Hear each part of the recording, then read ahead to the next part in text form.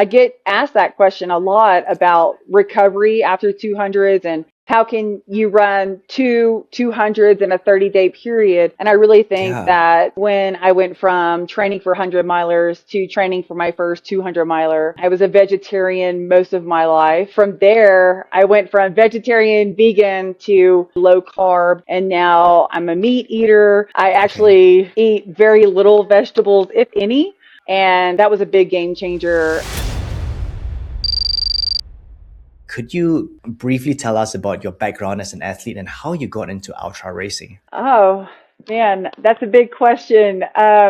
My background as an athlete, I'm the oldest of six girls, and mom always had us in sports. So I think from middle school through college, I was either in soccer or volleyball. So always had some sort of spot in sports. And um, it's interesting that through that part of sports, I did not like running at all. And somewhere, I don't know, along the way, I have three amazing children, and I don't know, they hit middle school or so. And I was like, man, I really want to get back to my athletic roots. And so I started walking the dog, which turned into jogging with the Okay. dog, and running kind of took its place somewhere in there.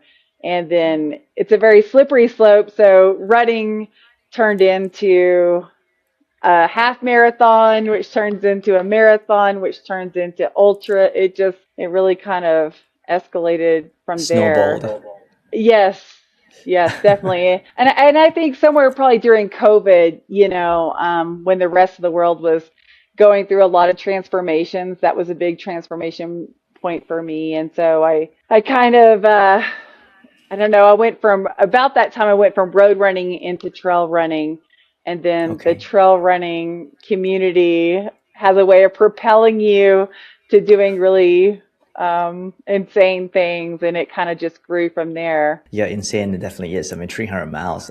The longest I've done is a 100 miler. And I thought to myself when I finish, I'm not going to do this again. But it's funny because the moment you finish it, you think to yourself, oh, that's so painful. I don't want to do it again. The next day you wake up and you're looking for the next race to do. Oh yeah. Well, those are very famous words, right? Never again until the next one. You know, Yeah, we yeah, we we exactly. always say, "Yeah, I'm never going to do this again," and then very quickly, I say about 5 or 6 days later, we're looking for the next one. Yeah, exactly. Yeah. When the pain goes away slightly and you come back to life and you had some sleep and yeah, you start looking for the next one. So Yes. you've become a very accomplished endurance athlete. How do you feel for your training and for your racing? What's your strategy? Fueling for my training and for my races took a very significant pivot when I went from training for 100 milers to training for my first 200 miler. Hmm. I was a vegetarian most of my life, all from high school up to about the age of 35 or so, and and then I was even vegan for a number of years after that. And when I made the transition to 200 milers, I started researching coaches, and I started interviewing with coaches to kind of find a good fit for myself. And Hmm. when I found my current coach, he made a suggestion of changing what goes into my body. And from there, I went from vegetarian, vegan to a very different way of fueling, and that is probably low carb. And now I'm a meat eater. I Okay. actually eat very little vegetables, if any. Um, Okay. yeah, so it's very, very different now. And so when I say low carb, maybe 35 grams of carbs on a daily basis, primarily Okay. meat, eggs, cheese, berries. So I don't know if that kind of answers your question on like how my diet kind of changed. I definitely partner with a nutritionist and sports kind of nutrition biologist space, through Vespa. I don't, Peter Defty. Yeah. And so Yes. partnering with him just over the last 2 years has been a very significant change in how I approach races, for sure. Tell me more about your experience with Vespa. Yeah, so through my changes in diet with the coach that I work with now, totally transitioning from vegetarian and vegan to steak, eggs and cheese and berry. I hate to use the word keto because I don't think that that's really the right term, but definitely a low carb approach. Okay. Through some networking, I came across Vespa and learning more about it, conversations with Peter and him kind of just sharing that OFM kind of athlete approach. I was very intrigued. And so I started trying Vespa during my longer races, 200 plus, and it was a really incredible difference. How my muscles responded, how my mind was clear. There were just a lot of things that was a big game changer when I started working with Peter. Oh, that's interesting.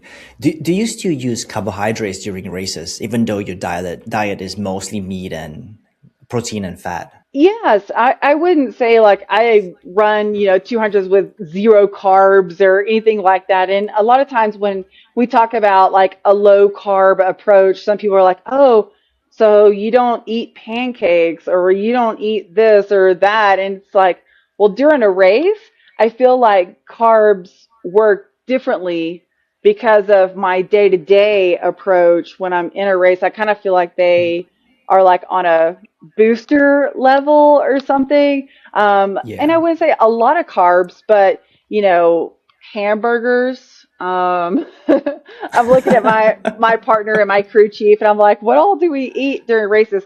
But there's a fine balance. Like I don't need to carb bomb.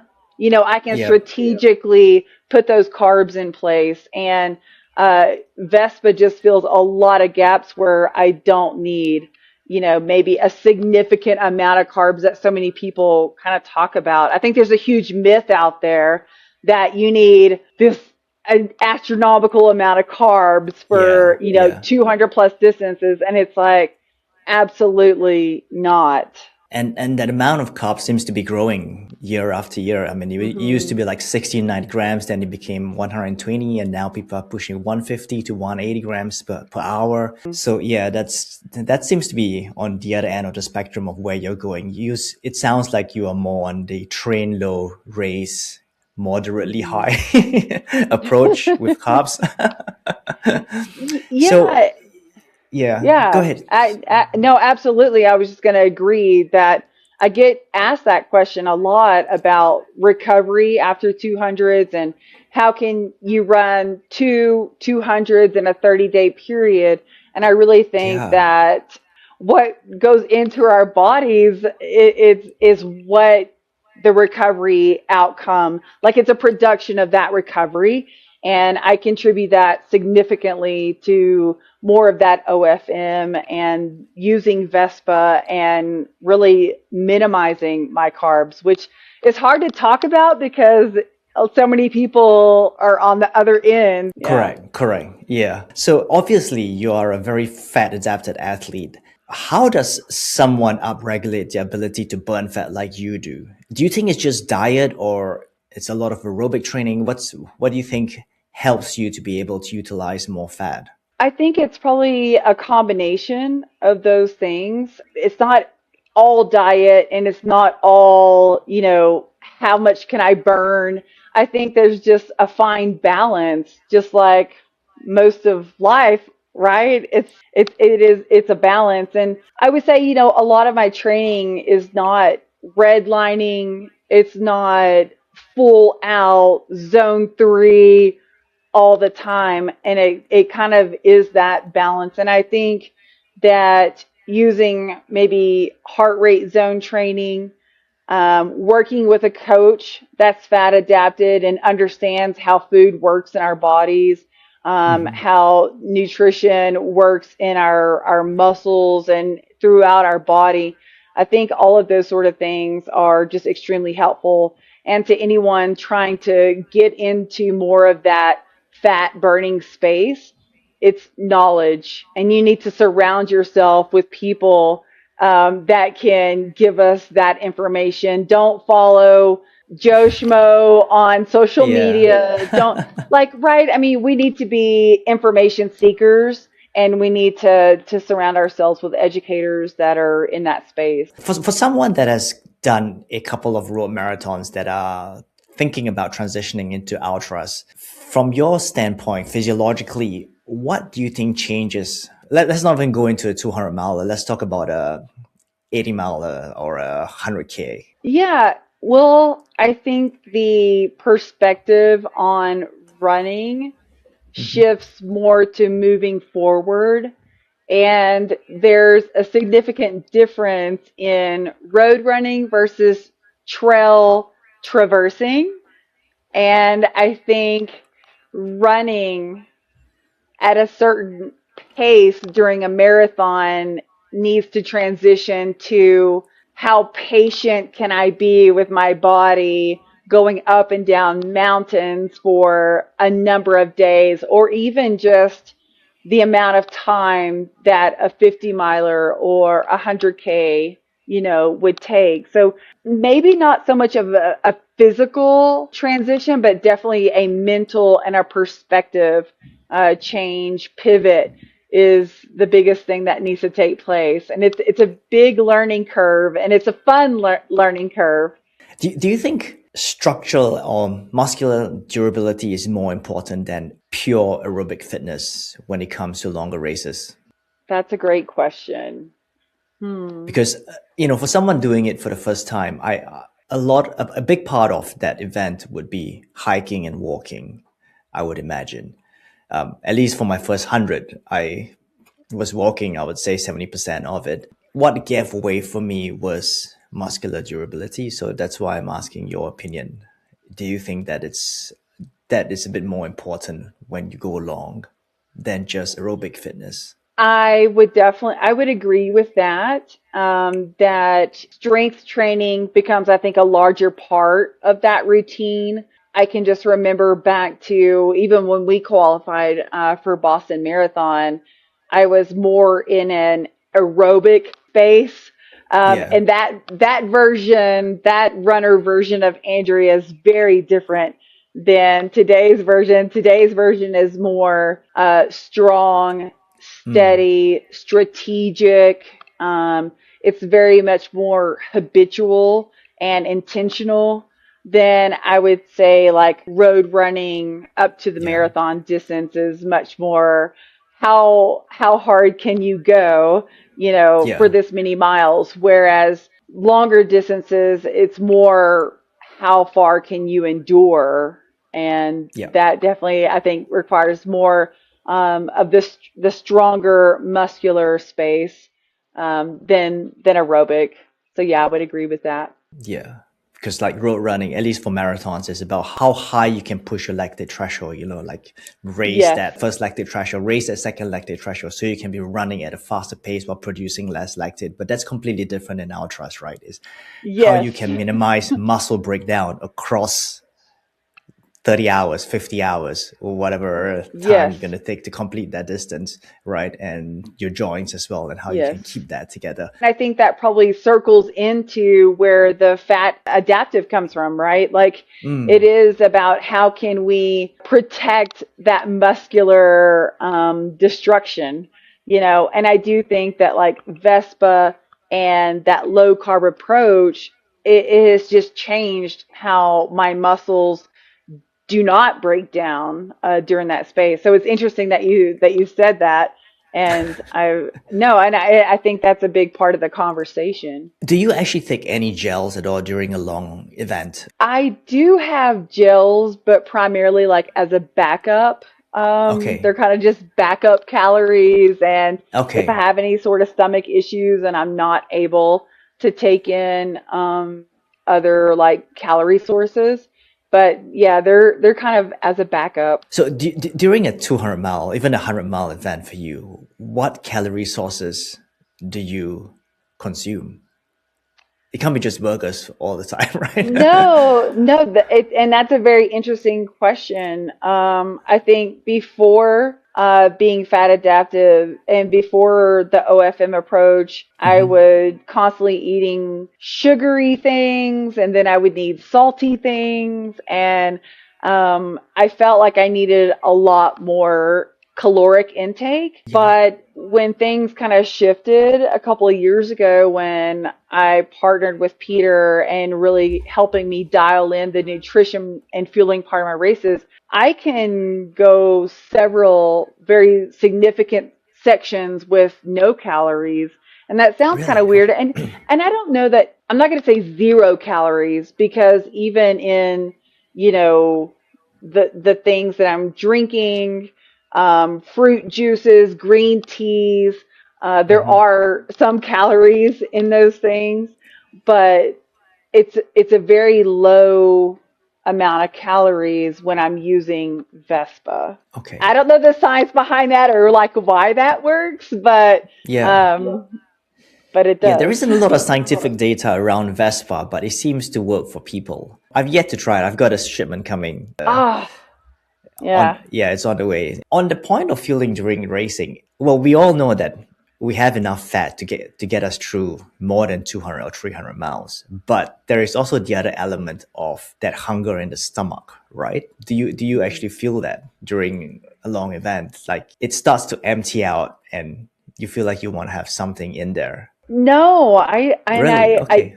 I don't get that feeling. And if I generally if I get to like a low moment, I feel like I'm either low on salt or I'm dehydrated. Okay.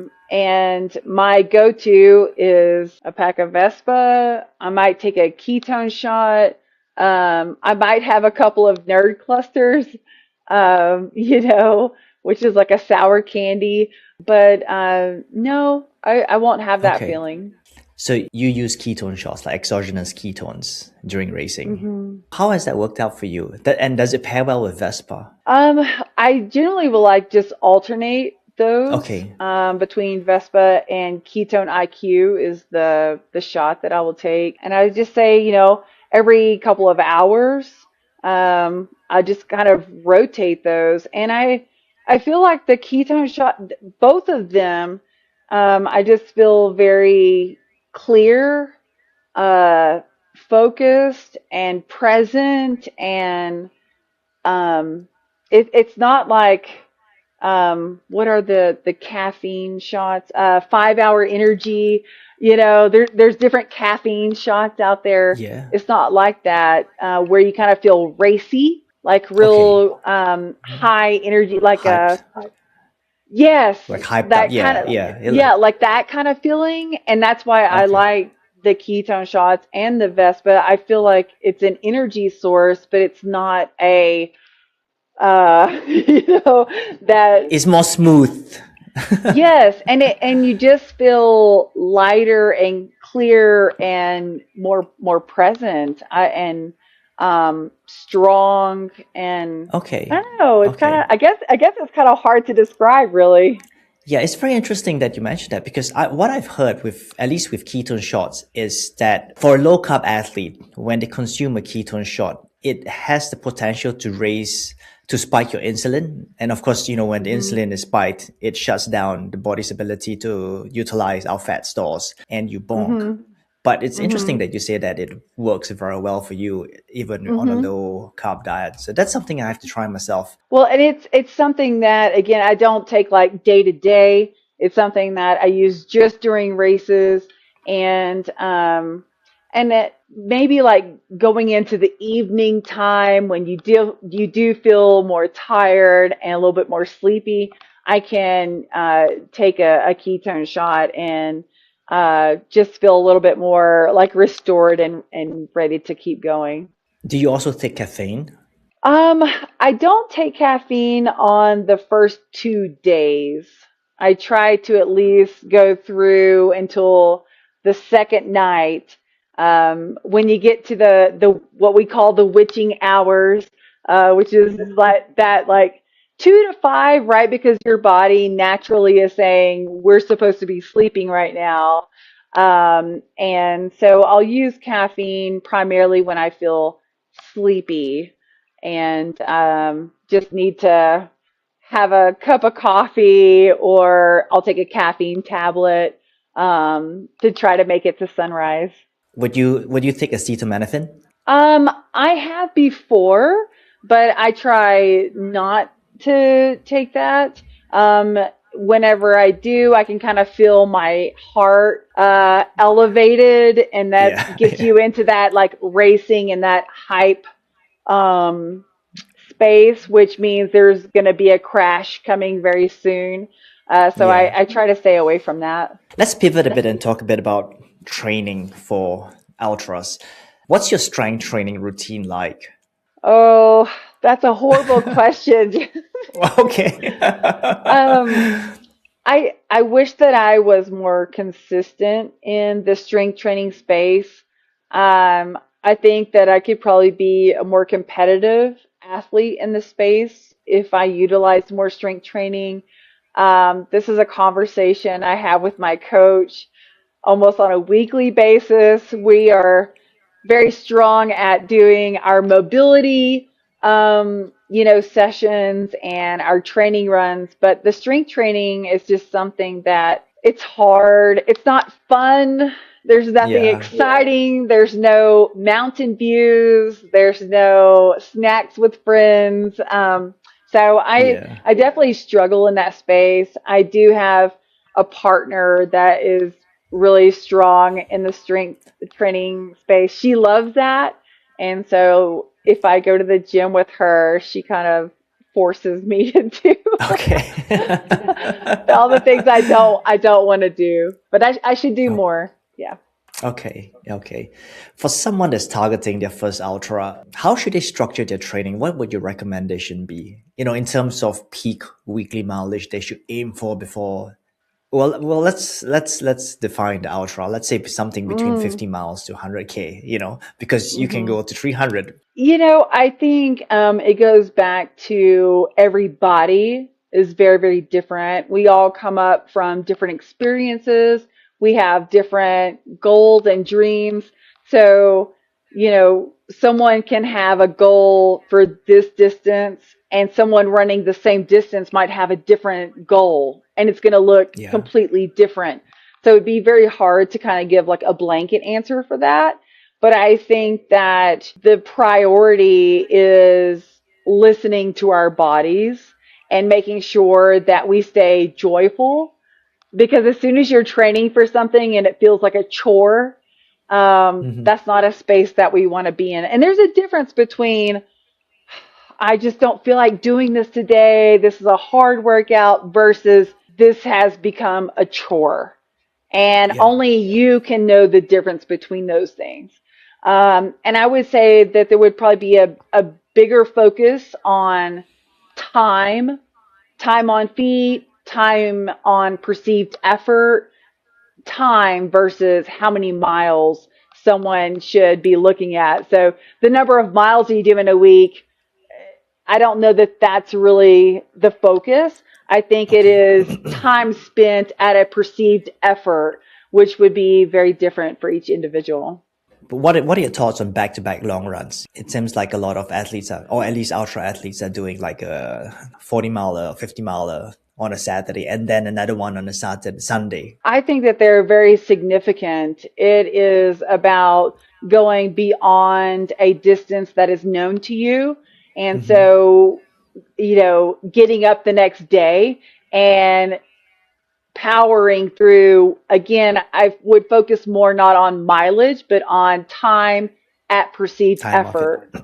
Right. Well, and Okay. not even just time on feet, but like your perceived effort. Like you Yeah. go hard at, and that's what I love so much about like heart rate training.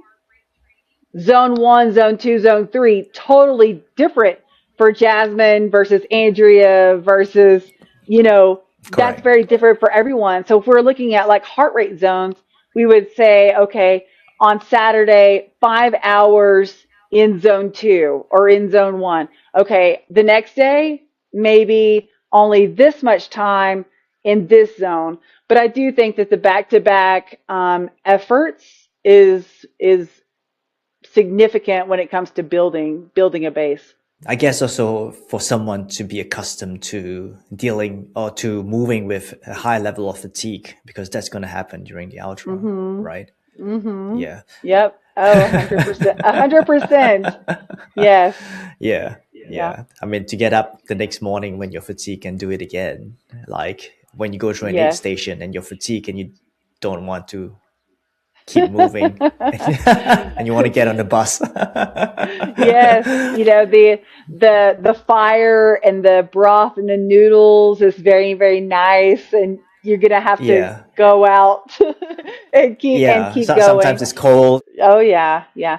So moving forward when you don't want to, moving forward, when you're tired, you're sore, or just your mental and your emotional and spiritual space is like not there, right? Because we're Mm, training all those muscles too. We're not just training our physical muscles, but we're training, our mental space, mental. our emotional space, Yeah. yeah, Mm, you're training all of those elements too. correct. Correct. What about high intensity? You mentioned zone one, zone two, zone three, and during an ultra event, most of the times you're probably below a zone two. Mhm. Do you think doing work in zone four and zone five during training does help for Mhm. ultra distance racing? 100%. A hundred Okay. percent. Even though my average pace during a 200, 300 might be, a 17-minute mile on average, doesn't mean that I don't need the VO max.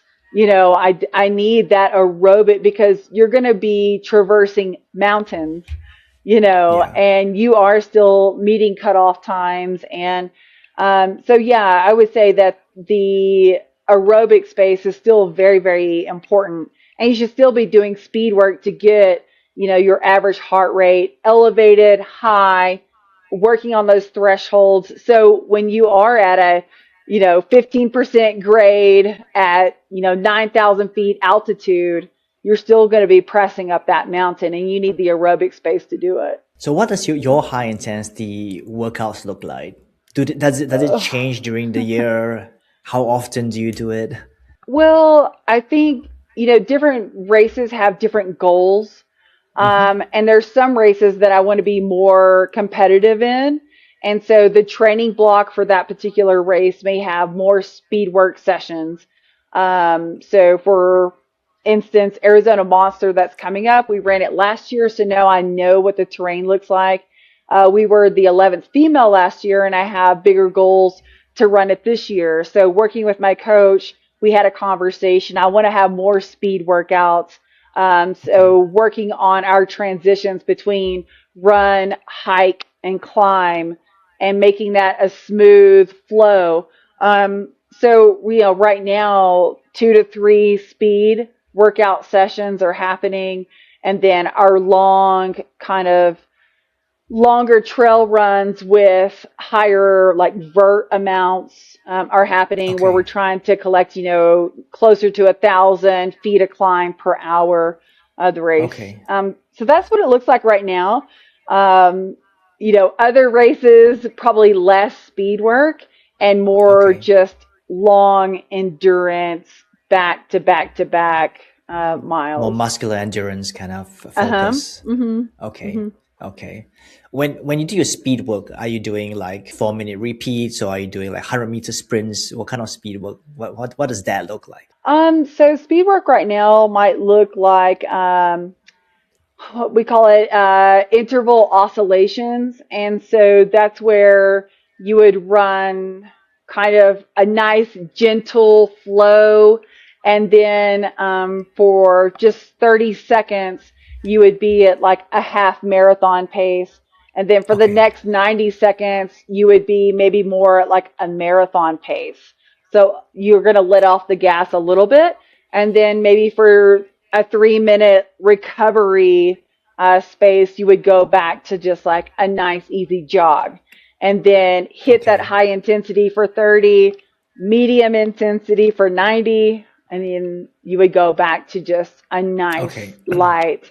So that's different for everyone, you know. Yeah, yeah. But yeah, but the perceived effort and the intensity, individualized would look something like that. A lot of people think that to be able to complete an ultra is a lot, if trade is, putting a lot of mileage into their week. Is there a point where adding more mileage stops becoming meaningful A hundred and percent. just adds injury risk? Mm-hmm. And for you personally, and I believe, I appreciate that it's going to be different for everyone. Mm-hmm. When do you know, oh, where is the point for you to hold back? Because if you're training for a 300 mile, that's, you're Yeah. probably not going to be running 300 miles in a week. So, Mm-hmm. where do you draw the line? Yeah. I think that when when I was getting ready for my first 200 at Cocodona in 2022, um, the year before that, I put a project together and I ran 100 miles every month for 4 months in a row, just so I could kind of have some discovery over what does my recovery after a 100 miler look like, because I'm going to have to do another 100 miles, right? And Yeah. so during that time, I think that was a big transition for me, but that's where I built my base, was Okay. those back to back 100 milers. And I think after that, it was like, I don't need big weeks of miles. I've already done that for the last 4 months. So right now it's more about maintenance miles. It's more about Hmm. working on my mobility. Mobility is so key to preventing injury, right? Because ultra Yeah. running is a lot of repetitive action. And so we need to work on mobility outside of that repetitive action. And so a lot of like yoga, stretching, just all sorts of different mobility. So it went from high mileage to mobility, maintenance, and injury prevention during that time. And so I think some of it does go back to just listening to your body and understanding that I've already built up the base. I have the endurance. I have the muscular endurance. So Hmm. what do I need to do now to maintain, to increase mobility, to ensure injury prevention?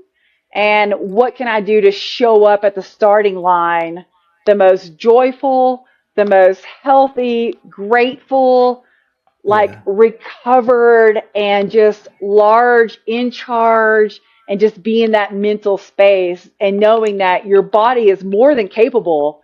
You just have to believe that it is. And so Yeah. I do think there's a transition somewhere where we're trying to validate with all the high mileage that we can do it. And then there's a space where it's like, you're physically muscularly able to do it. Now it's about meditating, and it's about a mental space and a mind space of just believing that you can do it. The power of the human spirit, once we believe that we can do something, it's pretty unstoppable.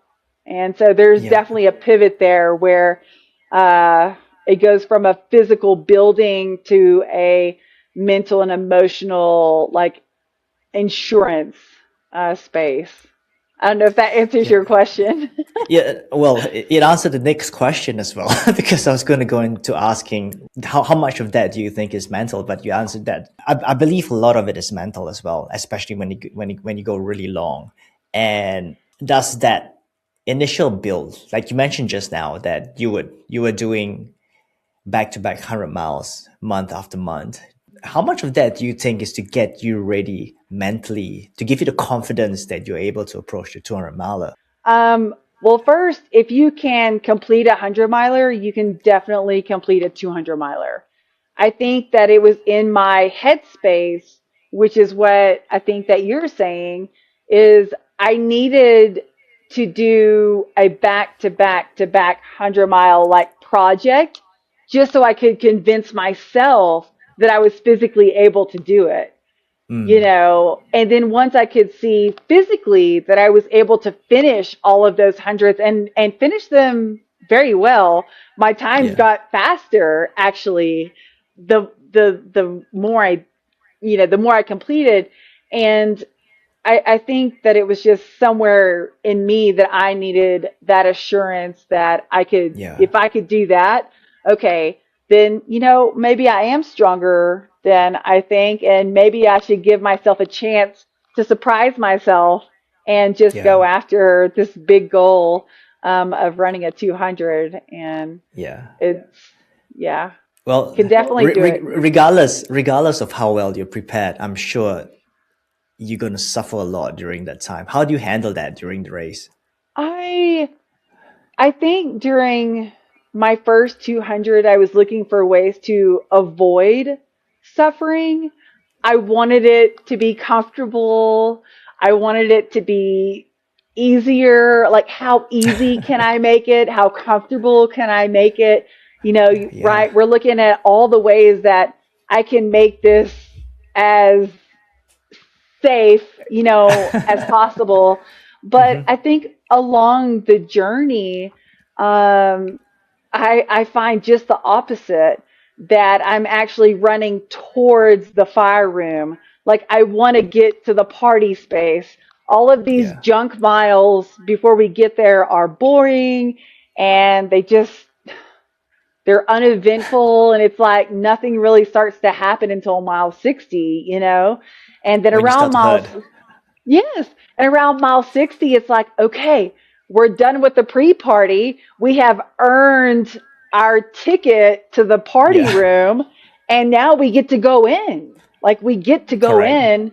And so it's a very interesting dynamic that now I'm actually like, how quickly can we get to the party? Yeah. And then when we're there, now I feel like, okay, now things are happening. Now we're in the arena. Now the battle is starting to happen. And it actually just builds excitement within my mental space that I'm like, okay, here we go. Here we go. This is awesome. And then the deeper you get into that fire room, the more I actually feel alive and bold and brave and vibrant. And now it's like, Andrea, why do you keep signing up for all these 200s? And it's like, I just want to go to the party. It's like, it's just, Get it's deep into such, the pain cave. yeah, it's Yeah. it's really a neat space to be in, and it truly is a gift to Yeah. be there, to have the health, to have the bravery, the courage, like, to be afraid, but to go in anyways. It's really Yeah. a special thing, and you want everyone to have this experience. It's so great. It hurts and it's horrible, but it's great. Yeah. Yeah. There's a bit Yeah. of poetic beauty to that pain when you're deep, deep in a pain cave. I think the only thing that's carrying you forward at that point of time is your mental strength. Well, you're motivating me to sign up for a 200 miler. It's It's it's interesting, you talked about mental strength, and I think that, just to build on what you said, that it's also emotional and spiritual strength. It's Yeah. going places, like, on an emotional level, and it has nothing to do with gender, it has nothing to do with experience, it has everything to do with humanity Hmm. and the emotions behind being human and being alive and being capable. And so I Yeah. think there's a lot of emotional power, and I think there's a lot of just spiritual power, the connection that we have with the ground, the rocks, the trees, the air. There's just something, I think, very spiritual about being connected, which I think, those are our roots. Yeah. We're Yeah. meant to be on the ground, moving forward with the earth, moving forward with the sun and the moon and everything out there. So yes, it's a lot of mental strength, but I think it's also just very spiritual and very emotional as well. Yeah, I totally agree with you. I think that's exactly how I felt when I did my first ultra. The time in nature and just I mean, for most of the event, you're running alone or hiking alone because everyone's so spaced out, right? And it's just your time in nature for however long it's going to be. And like you said, that emotional and spiritual part really only comes into play when you're deep in the pain cave. You know, when you go for a short hike in the forest, you don't feel that. It's only when you're Hmm. at a point that you think that you can't put another feet in front of yourself, that's Hmm. when you get into the space. And if you keep moving, you really get into the emotional and spiritual space, and that Yeah. gratitude of being able to do that, to experience that, to push yourself to that level. I mean, I've never done Yeah. anything close to what you've done, but you No, know but you will. You will. I can yeah, already yeah. tell. I can tell. Oh, It's you're lighting the fire inside of me. Last year I did a uh 100 miler, and I said to my wife, the moment I finish, I'm like, I never want to do this again. And the next day I said to her, maybe I should think about the 300 kilometer, as that's like a 200 miler, right? And mhm. she's like, I told you, I knew you think of doing something longer. And now with this conversation with you, I'm thinking about that. It's it truly is just something special. And you know, the physical, there's you have to pay to play, Yeah, so there's going to yeah, be yeah, a price for yeah, discomfort. But once you get beyond that, it is such a beautiful and incredible space. yeah. And You learn so yes. much about yourself as well Oh, that you don't day to day, man. just living in comfort, right? Yeah, yeah. It's really it's addictive as well. It's you cross that finish line and physically we're like, "Oh, I never want I to never do want to this do that. again." Yeah, until the next Yeah. one. Until the next time. But some days will pass by and it's like that was such an incredible Experience, experience. yeah. And you I reflect on have how, yeah, what you could have done Yes. better, and I should have done this, and the Yeah. next time I'm going to do that. And okay, you know what? The pain is Yes. gone. I want to do it again. Yeah, and you keep learning. Every Exactly, one of yeah. these experiences, you learn so much about yourself. You learn so Hmm. much about gear, nutrition, and Yeah, it's like, how can I really dial in? And that takes you to the next start line. Everything that you learned over here, you're excited to apply it to correct. the next To one, the next and one. Yeah, that's that's the definition of growth, right? correct. Is a lot of Exactly. pain, but then we Yeah. stretch a little further and we stretch a little further, we stretch a little further. Yeah, Yeah, and you just exactly, exactly. I noticed that older runners tend to gravitate towards doing ultras compared to someone that is a bit younger. Why do you think that is? Well, that's a very interesting observation.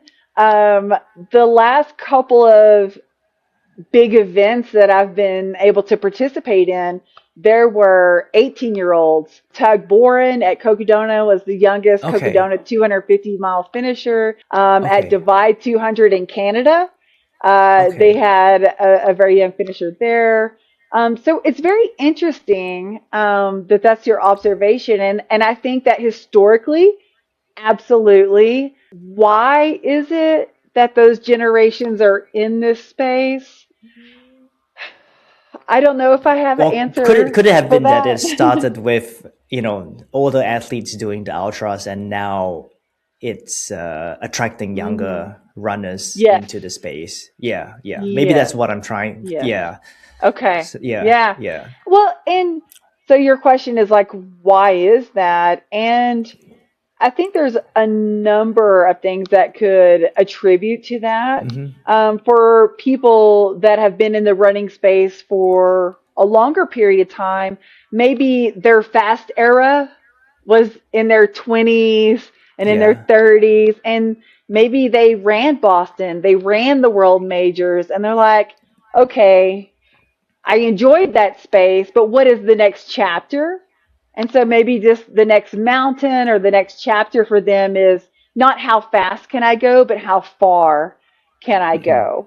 Yeah. I think there's other things that attribute to that as well. If you look at just just female runners in the ultra space, the age of our children. you know? Yeah. So we Yeah. had children when we were this age, and now they're going off to college, or they're going into the Yeah. military, or they're starting careers. And so now, Yeah. moms can change, uh, instead of taking care of our children so much, now we can turn towards our own self-care, Correct. mental care, physical care. For You get men, back I a bit don't more know. time as your children grow up, right? Oh, 100%. And for men that are in this age space, I'll be 49 this year. I don't know that I could answer the question for men, but as a mom of three, that was kind of my journey. Was when they were a certain age, I wanted to get back to, my physical self-care. And then road running turned into, okay, I went fast. What's next? Well, let's go far. So that might be some reasons for females in the ultra running space. Yeah. You know. Um, Injury is definitely a big challenge that we have to overcome when we are preparing for ultra distances. Apart from strength training, is there anything else that someone can do to try to remain durable and injury free through a season or through decades? Well, I think we've talked about fueling, Hmm. and people really need to kind of lean in towards, you can't outwork a bad diet. So the very foundation, I think, of being healthy is what goes into our bodies. And that's everything that we consume. What we consume mentally, physically, what we allow in our space, what we put into our bodies. So I think that that is definitely a foundation and the cornerstone of everything, Hmm. endurance. And so just working with a team, whether it's Peter at Vespa or, whoever your, nutritionist, I would just say you need to have that person on your team Yeah. to really kind of dial in foods that work best for you, work best for your like running, racing, plan and your training.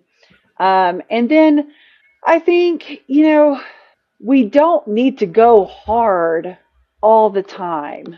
There is a time for hard work, but then there's a time to just enjoy what you want and to Yeah. have a happy spirit and a joyful spirit. And if that means I'm going to go for a walk today instead of a run, or if it means I'm just going to lay in the grass and let the sun feed my soul, it goes back to that balance. And just Yeah. know that more miles is not always more better. I think Hmm. a full heart is more better, Hmm. Yeah. and Yeah. there's there's just a balance there, and we don't need high mileage. We don't need zone 4, every day. Sometimes we just need a walk in the park and the sun on our face and grass Yeah. under our feet. Yeah. Yeah. So well said. Personally, for you, what's your recovery protocols or practices like? So after a 200, definitely spending just time with my partner, reflecting on the race. We do a lot of just storytelling and sharing with our team, our crew on social media. I love to share on TikTok and Instagram. Yeah. And those are things that I can just take stuff that's inside and I can share it outside. And I always love to get my partner's perspective as a crew chief.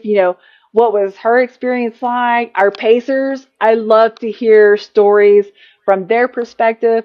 So I think a lot of that is like fellowship and just Hmm. verbalizing and creating application for what just happened. And then definitely sleep, sleep, sleep, and sleep. A lot of sleep. And, I think that is challenging for a lot of ultra runners because they're ultra doers. And so we want to Yeah. just Yeah. do, and we want to build and we want to go.